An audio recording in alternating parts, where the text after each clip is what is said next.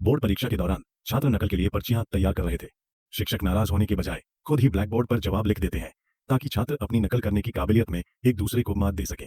शिक्षक की नजर में वे सब बुद्धू थे। आखिर पिछले साल नकल की पूरी छूट देने के बावजूद केवल कुछ ही छात्र पास हो पाए थे। अभी 2 ही सवाल लिखे गए थे कि गाड़ियों के शोर ने परीक्षा केंद्र की शांति भंग कर दी। एक नए ईमानदार पुलिस अधिकारी डीएसपी वहां दाखिल हुए। उन्होंने ब्लैक बोर्ड के जवाब और छात्रों की पर्चियों को देखा और पूछा कि यह सब क्या चल रहा है। तभी लंबे बालों वाले प्रिंसिपल साहब आए और सफाई देते हुए बोले कि नकल करना तो इस स्कूल की पुरानी परंपरा है।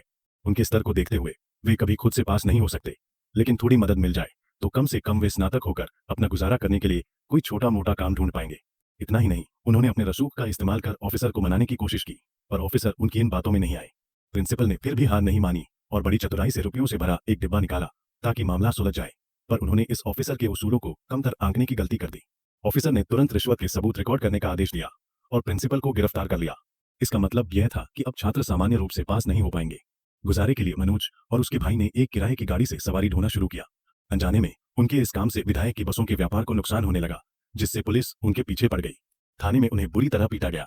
मनोज को एहसास हुआ कि वे बड़ी मुसीबत में है, इसलिए वह मौका पाकर वहां से भागा और न्यायप्रिय ऑफिसर से मदद की उम्मीद में उनके पास जा पहुंचा। ऑफिसर तुरंत सच्चाई जानने थाने पहुंचे। बस ड्राइवर ने झूठ बोला कि मनोज शराब की तस्करी कर रहा था और उसने उसका पैर तोड़ दिया, लेकिन ऑफिसर के एक डंडे के प्रहार ने सारा झूठ बेनकाब कर दिया। लोगों के हक के लिए खड़े होने वाले इस ऑफिसर को देखकर मनोज का दिल सम्मान से भर गया। उसे समझ आया कि केवल मजबूत इरादे और ईमानदारी ही न्याय की राह दिखा सकते हैं और सच्चाई की जीत करा सकते हैं। उसे यह भी एहसास हुआ कि विधायक नकल को पुरानी परंपरा इसलिए कहते हैं क्योंकि सत्ता में बैठे लोग कभी नहीं चाहते कि गरीब शिक्षित हों। अगर गरीब अनपढ़ रहेंगे तो वे हमेशा ताकतवर लोगों के पीछे आंखें मूंद कर चलते रहेंगे। उसने बड़े संकल्प के साथ ऑफिसर से पूछा कि वह उनकी तरह एक शक्तिशाली और न्यायप्रिय अधिकारी कैसे बन सकता है। यह कहते हुए उसके चेहरे पर अटूट संकल्प और उम्मीद दिखाई दे रही थी। यहीं से किस्मत का पहिया घूम गया। लाखों उम्मीदवारों की भीड़ से निकलकर एक बेहतरीन पुलिस अधिकारी बनने का सफर शुरू हुआ।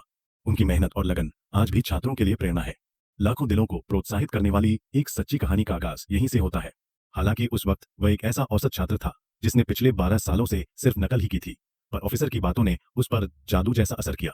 जब स्कूल में फिर से नकल की वही पुरानी परंपरा शुरू हुई तो पूरी कक्षा में सिर्फ मनोज ही था जिसने बेईमानी नहीं की। उस ऑफिसर की आवाज उसके कानों में गूंजती रही, जो उसके अंधेरे रास्ते की मशाल बन गई। उसका इरादा पत्थर की तरह मजबूत हो चुका था।